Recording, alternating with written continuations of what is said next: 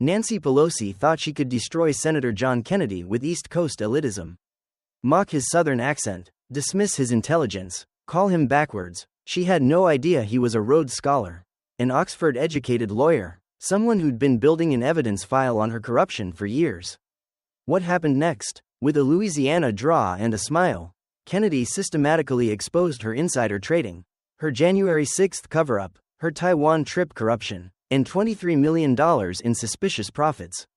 This is what happens when you underestimate a country lawyer. The Senate Judiciary Committee hearing room in the Hart Senate office building felt different on Thursday mornings. Something about the light coming through the tall windows, the way sound carried in the space, the weight of history that lived in the walls. Today, the room was packed beyond capacity. Every seat in the gallery filled, people standing along the back wall, media cameras lined up 3 deep, reporters from networks that usually ignored committee hearings. This wasn't normal Thursday business. Everyone knew something was about to happen. At the elevated semicircular dais, 15 senators sat in their assigned seats, Chairman Dick Durbin in the center, Democrats to his right, Republicans to his left, all of them aware that the hearing they were about to conduct would make news. The subject was Senator John Kennedy's proposed legislation, the Congressional Ethics and Accountability Reform Act, real-time disclosure of stock trades, term limits for leadership positions, stricter insider trading penalties, common-sense reforms that everyone claimed to support, but nobody actually wanted to pass. Kennedy had introduced the bill 6 months ago. It had gained surprising momentum.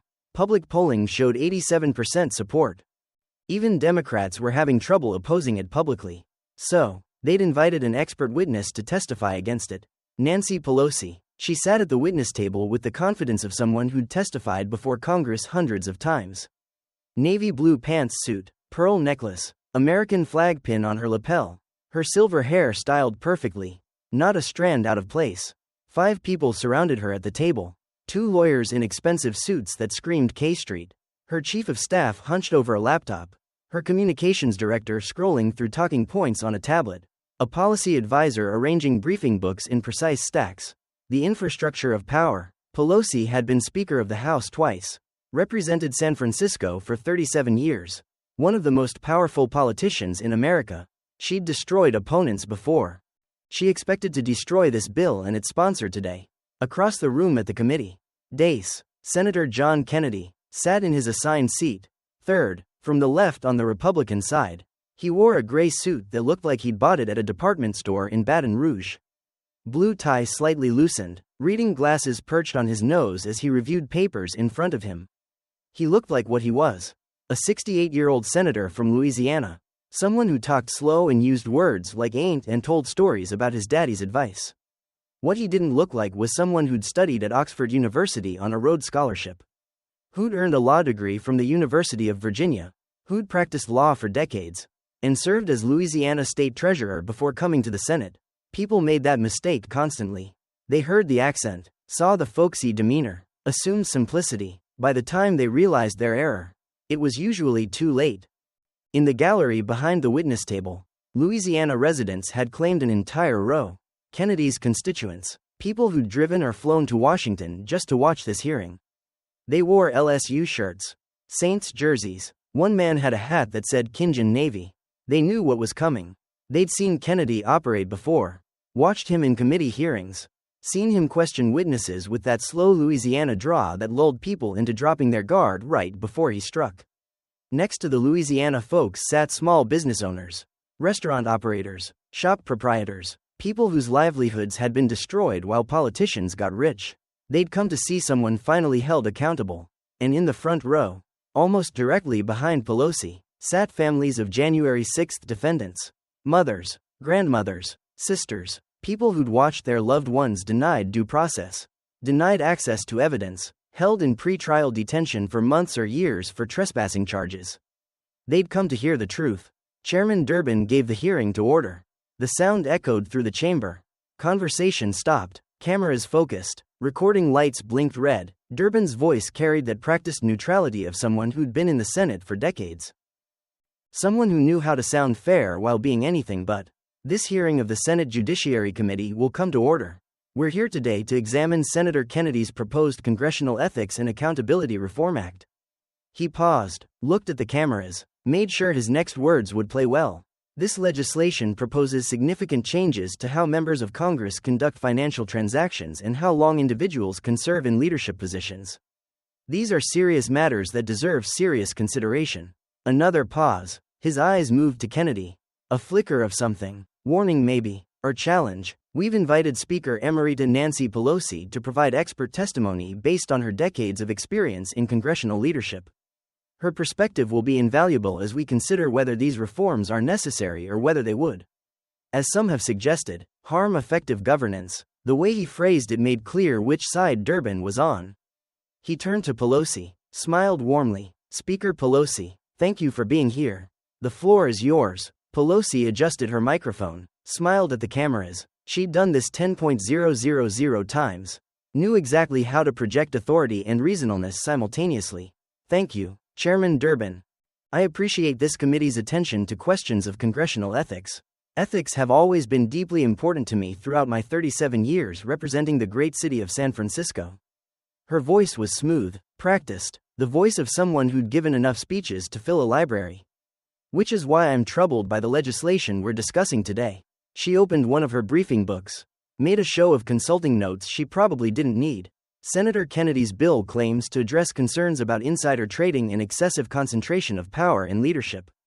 But in reality, it's political theater. It's grandstanding designed to generate cable news sound bites rather than serious policy reform. The first strike dismissing the bill as unserious. She looked directly at Kennedy. Making this personal now. I've watched Senator Kennedy's performances in committee hearings over the past several years. The folksy accent, the down-home metaphors, the simple country lawyer routine that he deploys so effectively for the cameras. Her tone made crystal clear that she was mocking him, that she found the act transparent and tiresome. But we're not on a movie set. We're not in a courtroom drama. We're dealing with complex questions of governance that require sophisticated understanding, not simplistic solutions wrapped in Southern charm. Gasps rippled through the Louisiana section of the gallery. She just directly insulted not only their senator, but their entire region. Pelosi pressed on, building momentum. Now, Senator Kennedy represents one of the poorest states in our nation. Louisiana ranks 49th in education, 47th in healthcare outcomes, 46th in economic opportunity. Perhaps the senator's time would be better spent addressing his own state's failures rather than grandstanding about Washington ethics. The insult was deliberate, calculated. She wanted Kennedy angry, wanted him defensive, wanted him to respond emotionally so she could paint him as exactly what she'd accused him of being. All performance, no substance. This bill would effective congressional leadership by imposing arbitrary term limits. It would force premature disclosure of investment decisions that could be weaponized for political purposes. It shows a fundamental misunderstanding of how Congress functions, how legislation is crafted, how coalitions are built. She sat back slightly, preparing for the finish. I respect Senator Kennedy's right to propose legislation, even poorly conceived legislation, but let's not pretend this is serious policy reform. It's performance art. It's a Southern politician playing to a base that doesn't understand the complexities of modern governance. She folded her hands on the table, satisfied with her performance. She'd established dominance, put Kennedy in his place, made clear he was out of his league. The media would run with her sound bites. Performance art, poorly conceived, doesn't understand complexity. That's what would trend on social media. What cable news would repeat. She'd won before Kennedy even opened his mouth. Or so she thought. The room waited for Kennedy's response. Cameras zoomed in on his face, searching for anger, for defensiveness, for the emotional reaction that would validate Pelosi's attack. They didn't find it. Kennedy sat perfectly still for 5 full seconds. His face showed nothing, not anger, not hurt, not even surprise, just that small smile that seemed to be his default expression, like he was perpetually amused by something private. The silence stretched. 5 seconds felt like 5 minutes in a packed hearing room with everyone watching.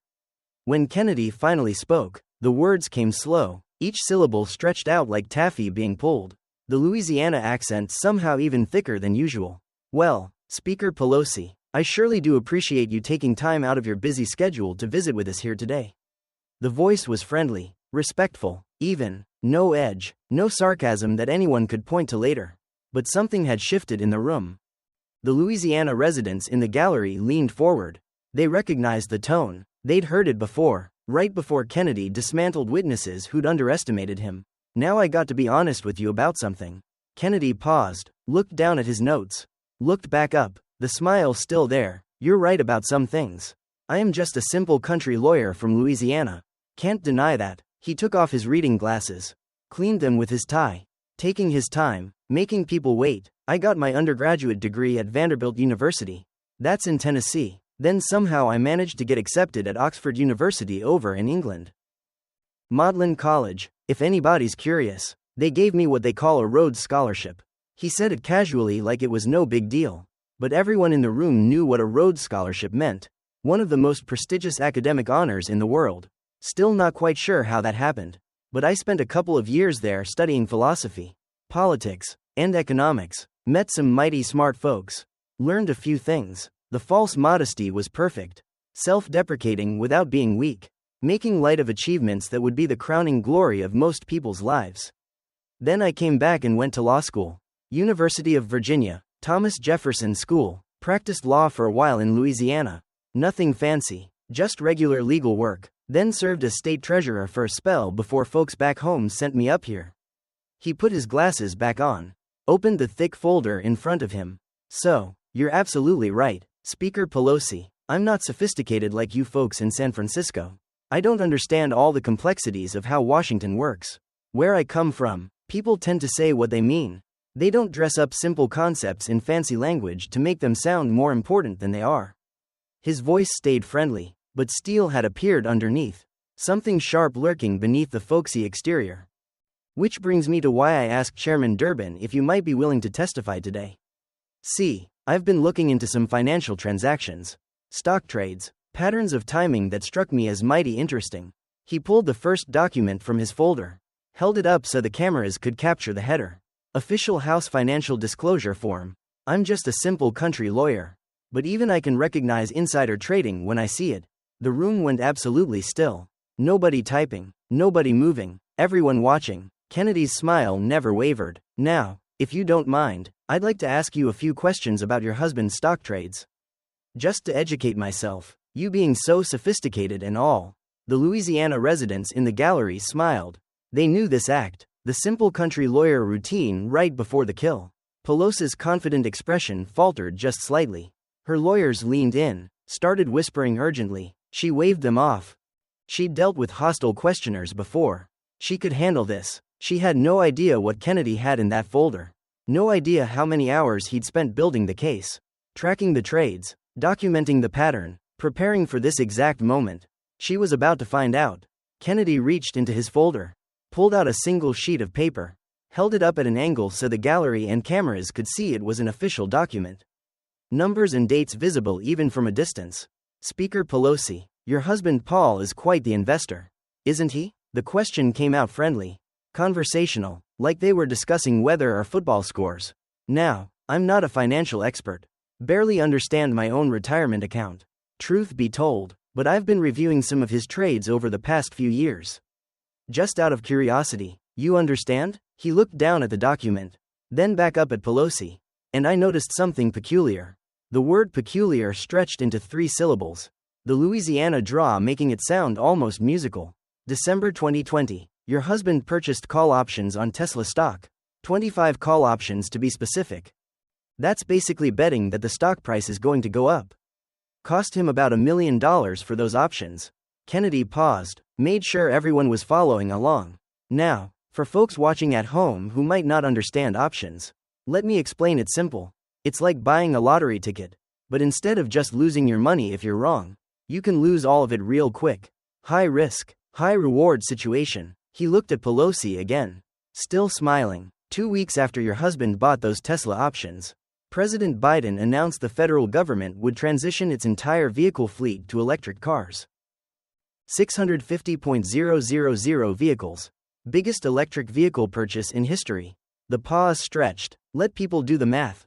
Tesla stock jumped 43% in the next month. Your husband's options became worth about $2.6 million. He sold them, made right around $1.6 million profit on a 2-week trade. The numbers hung in the air. $1.6 million. 2 weeks. Pelosi tried to respond. Her voice came out defensive. Not the smooth confidence from her opening statement. My husband makes his own investment decisions. I'm not involved in his trading activities. I don't discuss pending legislation with. Kennedy raised his hand gently. Not aggressive, just asking for a moment to finish. Oh, I'm sure that's true. I'm sure you and your husband never discuss his investments. Y'all probably talk about grandkids and what's for dinner. Normal married couple stuff. The smile never left his face. But here's what strikes me as mighty coincidental. Your husband bought options on electric vehicle company 2 weeks before the biggest electric vehicle announcement in government history. Announcement that you had to know was coming, being speaker and all. He pulled another document from the folder. Let me give you another example. March 2021, your husband purchased 10.000 shares of Alphabet stock. That's Google's parent company. Spent about $2.3 million. Kennedy looked up from the paper. At that exact time, there was antitrust legislation moving through the House. Legislation that would have broken up big tech companies. Hurt their stock prices considerably. Google was testifying before your committees about it. Another pause. Building the timeline. The bill never got a floor vote. It died in committee. Google stock went up. Your husband sold his shares 3 months later. Made about $800. He set that document aside. Reached for another. July 2021. Microsoft call options investment of $1.2 million. Made about $2 million when the stock went up after cloud computing contracts got approved. Contracts that had to go through appropriations, which you controlled as speaker. Another document, September 2021, Disney stock $900 investment made $1.3 million when the company got favorable treatment on streaming regulations. Another, January 2022. Nvidia, $3 million in options. Stock went up 31% after semiconductor legislation passed.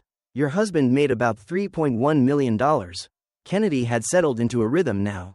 Each trade presented calmly, methodically.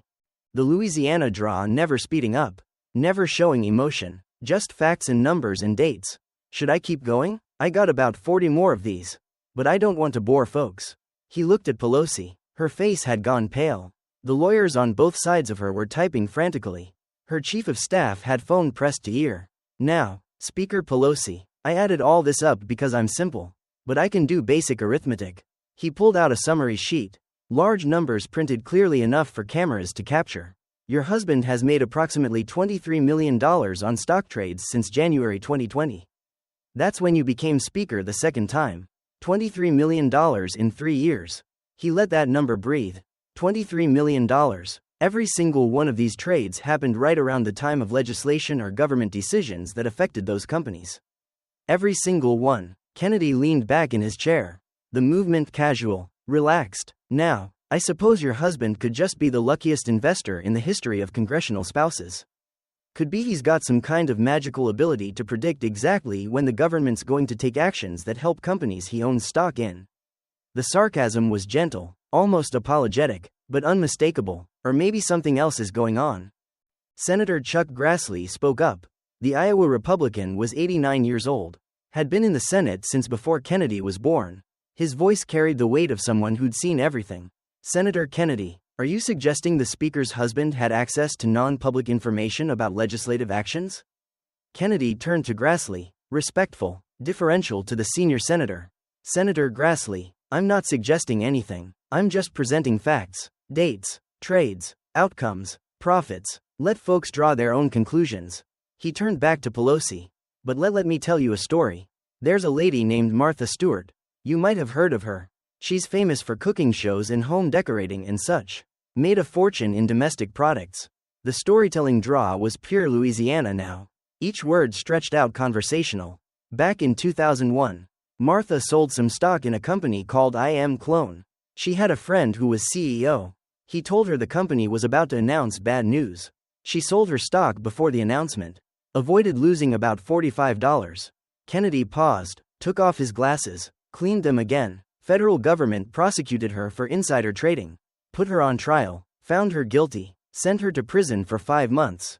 He put his glasses back on. Looked at Pelosi directly. $45. 5 months in federal prison. Another pause. Let the contrast build. Your husband made $23 million on perfectly timed trades. Nobody from the Justice Department has even asked questions. Nobody from the SEC has opened an investigation. Nobody from the Ethics Committee has held a hearing. The Louisiana residents in the gallery were nodding, the small business owners leaning forward. Even some Democrats on the dais looked uncomfortable. Kennedy's voice stayed friendly, but the words cut like a knife. Speaker Pelosi, I'm just a simple country lawyer from Louisiana, one of those poor backwards states you mentioned. But that don't seem right to me. In fact, it seems crooked as a dog's hind leg. Laughter rippled through the gallery. Even some of the media smiled. The metaphor was so perfectly Kennedy, so distinctly Southern, and so devastatingly accurate. Pelosi tried to respond. Her voice came out strangled, defensive. These trades were all disclosed according to the law. My husband is a private investor who... Oh yes, ma'am, they were disclosed. Kennedy interrupted gently. He eventually, often late, sometimes months after the legal deadline, but technically disclosed. He pulled out another document. Let me tell you about one trade in particular. This one really caught my attention. March 2022, your husband bought 5.000 shares of Visa stock. $1.1 million. Kennedy's voice slowed even more, making sure everyone heard every word. At that exact moment, I mean, the exact same week, there was legislation pending in the House. Credit Card Competition Act would have broken up payment processing monopolies, would have hurt Visa badly. He looked at the document, then at Pelosi. The bill never got a vote. You kept it bottled up in committee. Never let it reach the House floor. Visa stock went up 29%. Your husband sold his shares 4 months later.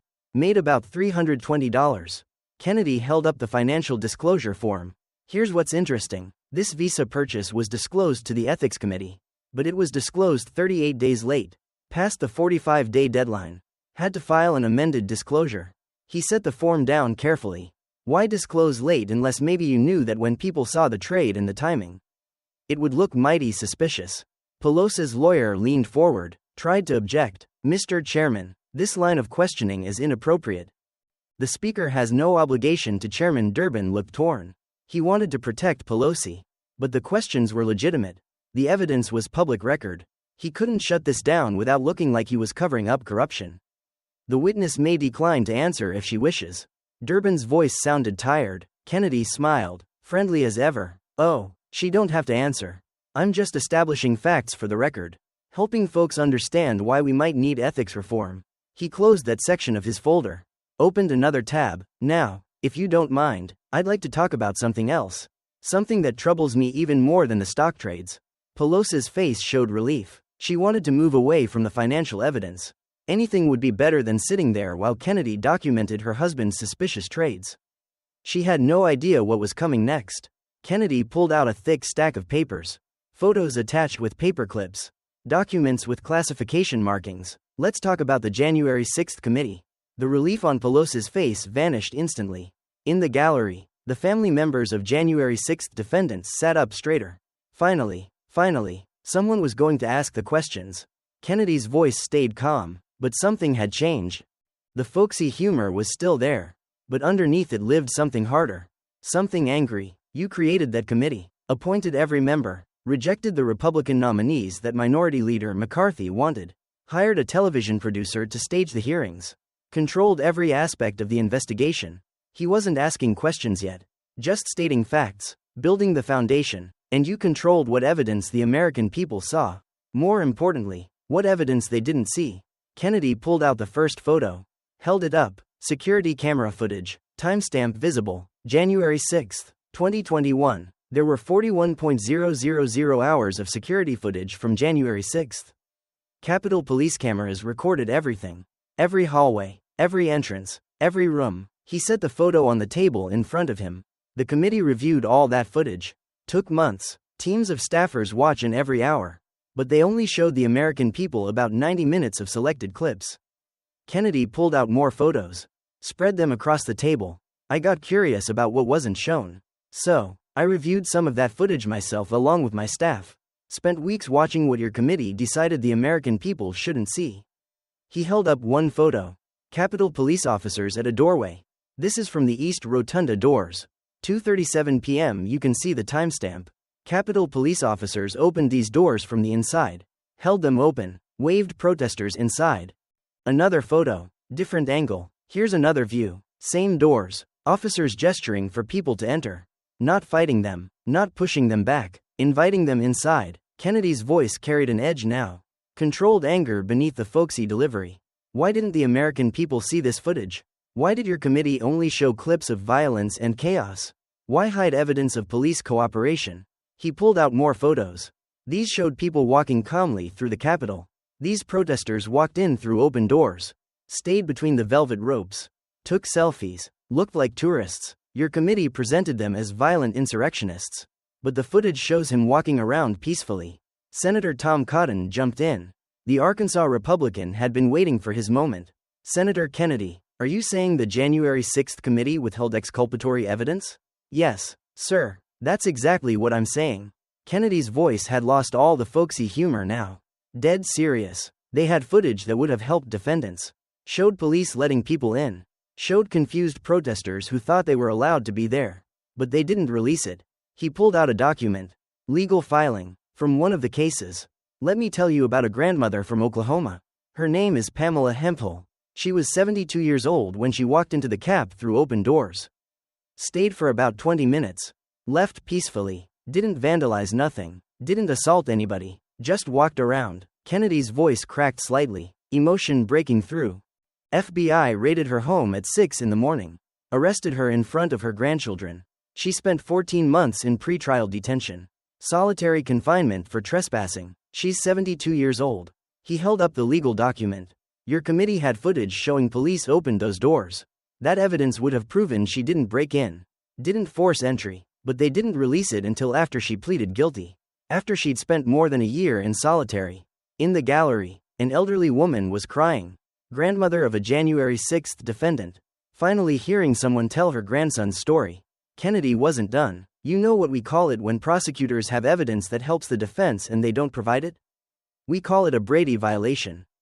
It's illegal. It gets cases overturned, people disbarred. He looked at Pelosi, the friendly smile completely gone now. But your committee wasn't bound by normal rules of due process. You weren't prosecutors. You were politicians, so you withheld whatever evidence didn't fit your narrative. Pelosi tried to respond, voice tight. The committee showed representative footage of what happened that day. Representative. Kennedy interrupted. Or selective. There's a difference. He pulled out another set of photos. Here's Jacob Chanley, the QAnon shaman, guy with the horns and face paint.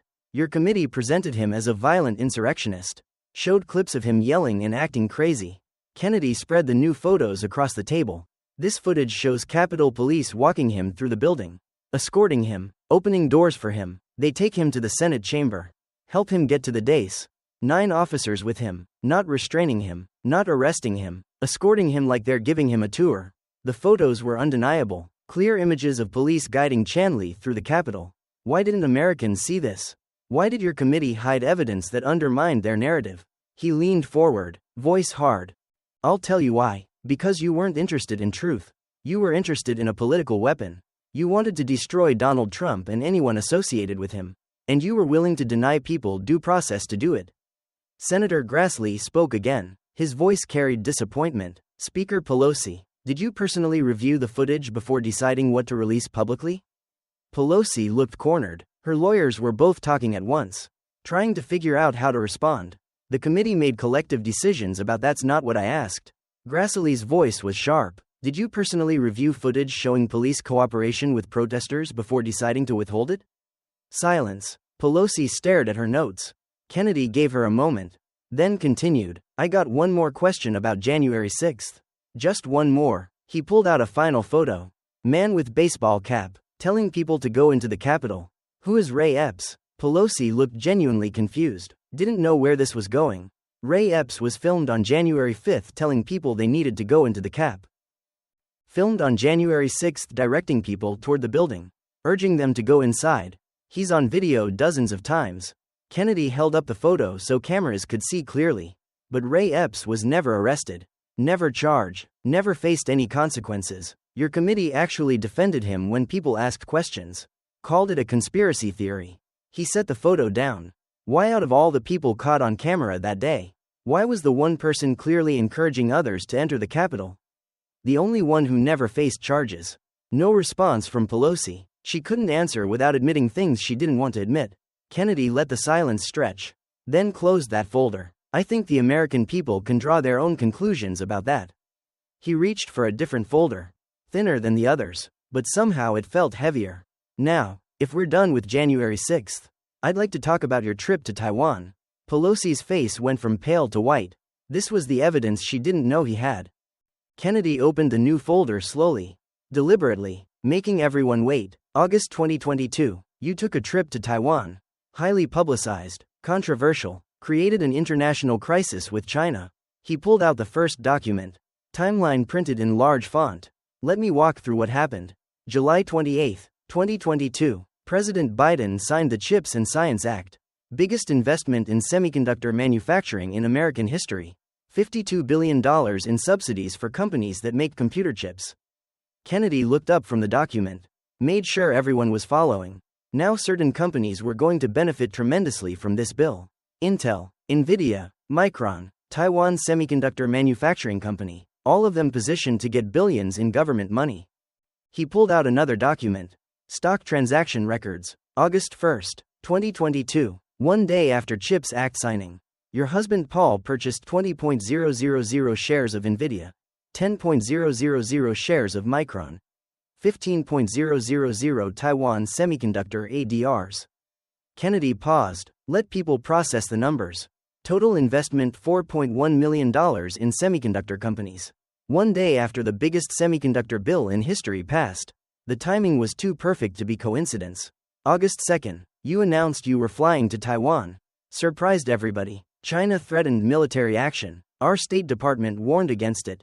But you insisted. Another document. Flight records. August 3rd, you flew to Taiwan, met with semiconductor company executives, toured Taiwan semiconductor facilities, discussed CHIPS Act implementation. Kennedy looked directly at Pelosi.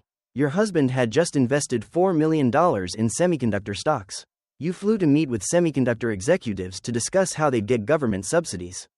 He let that sink in. The connection undeniable. Some folks might call that a conflict of interest.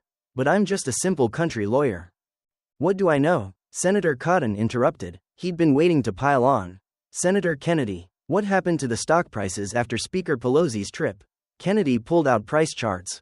Graphs showing stock movements. By December 2022, 4 months later, Nvidia was up 31%, Micron was up 24%, Taiwan Semiconductor was up 19%. He did the math slowly, making sure everyone could follow. Your husband made approximately $1.1 million in 4 months on trades made one day after CHIPS Act passed. Right before your Taiwan trip. The pattern was clear, unmistakable, the kind of timing that couldn't be explained away as coincidence. Kennedy's voice took on a harder edge. But here's what really troubles me. Your trip created an international crisis. China conducted military exercises, fired missiles near Taiwan, threatened war. He pulled out military briefing documents, declassified reports. American military went on high alert. Sailors and airmen put at risk. Diplomatic relations damaged, all because you needed to visit Taiwan right then. The question hung in the air. Why could it be because your husband had just invested $4 million in companies that needed the Taiwan semiconductor relationship to stay strong? Companies that needed confidence in Taiwan's security. Kennedy pulled out more documents. Schedule from Pelosi's office. I got your congressional calendar. 6 months before CHIPS Act passed. You met with Taiwan semiconductor executives 3 times. Video calls. Routine meetings. Your husband didn't own their stock during those meetings. He set the calendar aside. Pulled out new records. After CHIPS Act passed and your husband bought stock, you flew there personally, met with same executives, toured facilities during an international crisis. The contrast was devastating. When your husband didn't own the stock, video calls were fine. When he owned $4 million worth, suddenly you needed to go in person. Risk military conflict. Put American service members at risk. Kennedy leaned back. The Louisiana draw returned, but it couldn't hide his disgust. Speaker Pelosi, I'm going to be real direct with you. That looks like using your position as Speaker of the House to protect your husband's investments. It looks like putting personal profit over national security. He paused. Let the accusation land. Where I come from, we got several words for that. None of them are polite. But let's use the legal term. His voice dropped, serious as death. Corruption. The word echoed in the silent hearing room. Corruption. Said slowly, deliberately on the record. Cameras recording every syllable. Pelosi tried to respond, her voice shaking now. That's an outrageous accusation. My trip to Taiwan was about showing support for who? Kennedy interrupted. For democracy or for companies your husband owned stock in? He spread all the documents across the table. Timeline, stock purchases, trip schedule, price movements, profits. Let me summarize. $23 million your husband has made on stock trades in 3 years. Every trade timed perfectly with legislation or government actions. Martha Stewart went to prison for 45,000. Regular Americans get prosecuted for insider trading all the time, but nobody investigates you. Kennedy's voice rose slightly, still controlled, but anger breaking through. January 6th committee withheld exculpatory evidence. Denied people due process. Grandmothers in solitary confinement, but you claim you were protecting democracy. He gestured at all the evidence. Taiwan trip during international crisis 1 day after your husband invested $4 million in semiconductor stocks. But you claim it was about foreign policy. Kennedy looked directly at Pelosi. No smile now, just cold assessment. Speaker Pelosi, you came here today to attack my ethics reform bill. Called it grandstanding. Said I don't understand complexity of governance. Suggested I'm too simple-minded to grasp how Washington works. He paused. Let the irony build, but I understand just fine. I understand that you've been using your position for personal enrichment. I understand that you've denied people due process when it suited your political goals. I understand that you've put profit over national security. His voice dropped to barely above a whisper. But in the silent room, every word carried. And I understand that you think you're above the law. That the rules don't apply to you. That regular Americans can go to prison for insider trading. But you and your husband are somehow exempt. Kennedy leaned forward. Well, ma'am, I got news for you. That's exactly why we need this ethics reform. That's exactly why we need real-time stock disclosure. That's exactly why we need term limits on leadership, because power corrupts and you're the proof. The room erupted, media typing frantically, gallery buzzing, Democrats on the dais looking anywhere but at Pelosi, Republicans trying not to smile. Chairman Durbin gave for order. But it took a full minute for the noise to die down. When it finally did, Kennedy had one more thing to say. He pulled out a final document printed in large font. Simple language. Speaker Pelosi, my bill requires members of Congress and their spouses to disclose stock trades within 24 hours. Prohibits trading in companies that appear before their committees. Limits leadership positions to 8 years. He looked at her. Will you support it? Silence. Pelosi stared at the table. Her lawyers frantically whispering, but she had no answer that wouldn't damn her either way. Support it and admit the need for reform. Oppose it and prove Kennedy right about corruption. She was trapped. Kennedy waited. 5 seconds. 10. 15. Finally, he spoke again, the southern charm back in his voice. I'll take that as a no. He closed all his folders, stacked them neatly, then looked at Pelosi with that famous Louisiana smile. But that's all right. We don't need your support. We got the American people on our side. They understand corruption when they see it, even if it's dressed up in fancy language and expensive pantsuits. He paused. Final blow coming. Bless your heart. For anyone not from the South. The phrase sounded polite, almost kind, but everyone from below the Mason-Dixon line knew exactly what it meant. It was the Southern way of calling someone an idiot, of dismissing them with pity. The ultimate insult wrapped in false courtesy. The Louisiana section of the gallery burst out laughing. They knew they'd been waiting for it. The perfect Kennedy moment. Even some senators smiled despite themselves. Pelosi's face flushed red. She knew she'd been insulted. Knew Kennedy had just humiliated her on live television. But she couldn't respond without looking petty. She gathered her papers, her team surrounding her, protective formation around a wounded principal. Mr. Chairman, I don't need to sit here and be insulted by someone who doesn't understand how Washington works. Her voice shook, anger and humiliation mixed together. This hearing is a sham. Political theater. Exactly what I warned about. Chairman Durbin tried to help. Perhaps we should take a recess. No need. Pelosi stood. I've said what I came to say. I won't waste more time on this charade. She moved toward the exit, her entourage following, lawyers and staff forming a protective bubble. As she passed through the gallery, nobody stood. Tradition said you stood when a witness departed. Show respect. The Louisiana residents remained seated. The small business owners didn't move. The January 6th families stayed in their chairs. Silent judgment. One of the grandmothers spoke quietly as Pelosi passed, voice barely above a whisper, but audible in the silent room. My grandson is still in prison. Pelosi heard it, Everyone saw her flinch, but she kept walking through the door into the hallway from the cameras and the questions and the evidence of her corruption. Behind her, Kennedy sat calmly at the dais. Papers organized, job done. The Louisiana residents were clapping now. Not loud, not showy, just steady applause. Their senator had defended them, defended their state, defended regular Americans against Washington corruption with a smile and a draw and devastating evidence. Exactly the way they'd known he would. The hearing continued for another hour after Pelosi left, but it was anticlimactic. She was the main event. Kennedy was the prosecutor. The case had been made. 2 weeks later, Kennedy's Congressional Ethics and Accountability Reform Act came to a vote in the Senate. Real-time stock disclosure requirements, term limits on leadership, stricter insider trading penalties. It passed 81-19. Even Democrats who'd opposed it privately couldn't vote against it publicly. Not after Kennedy's hearing, not after the evidence he'd presented, not after Pelosi's humiliation had been broadcast live. The bill moved to the House. Passed there, too, 43-32. President signed it into law 3 weeks later. The media coverage was extraordinary. Conservative outlets called it Kennedy's finest moment. Simple country lawyer destroys Pelosi became the headline across a dozen websites. Even mainstream media had to acknowledge what happened. They tried to downplay it, tried to defend Pelosi, but the evidence was too clear. The numbers too specific, the timing too perfect. Clips from the hearing got 120 million views in the first 48 hours. Kennedy's Bless Your Heart moment became an instant classic, shared across every social media platform, turned into memes and gifts and ringtones.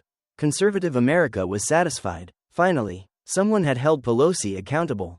Finally, the corruption had been exposed. Finally, a politician had faced consequences.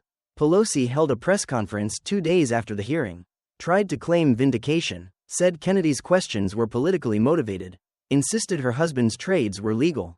Nobody believed her. The damage was done. The evidence was public. $23 million in suspicious trades.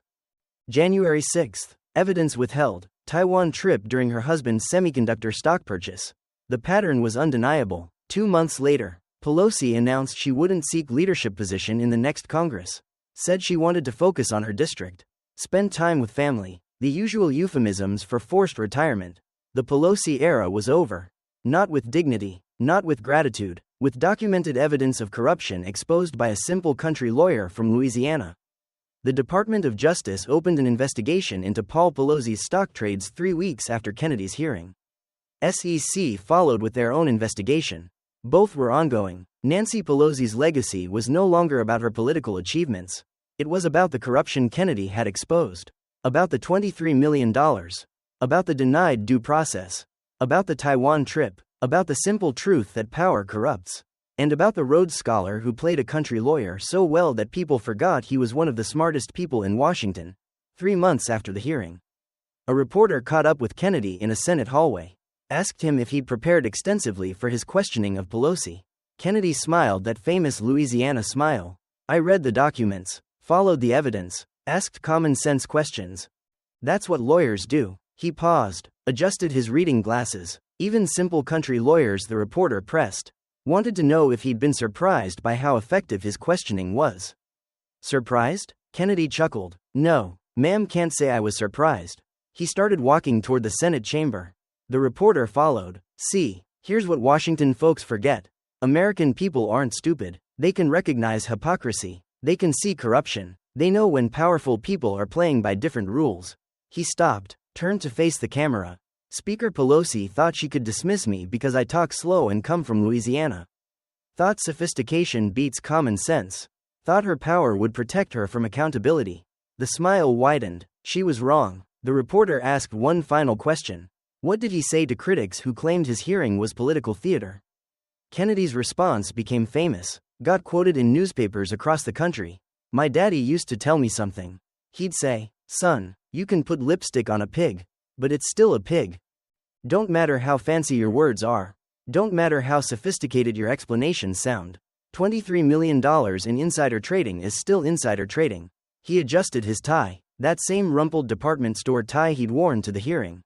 I'm just a simple country lawyer from Louisiana. One of those poor backward states Speaker Pelosi mentioned. But I know right from wrong. I know corruption when I see it. Final pause, final smile, And so do the American people. He walked into the Senate chamber. Back to work. Just another day in Washington for the Rhodes Scholar who played a country lawyer. The reporter filed her story. It ran on the evening news. Got picked up nationally. The headline wrote itself. Simple country lawyer exposes Washington corruption. In Louisiana, people smiled. They'd known all along. Never underestimate someone with a southern accent and a law degree. Especially when he's from Oxford and especially when he's been building a case. Because by the time you realize he's not simple at all, the trap has already closed. And there's no escape from evidence. No matter how sophisticated you think you are,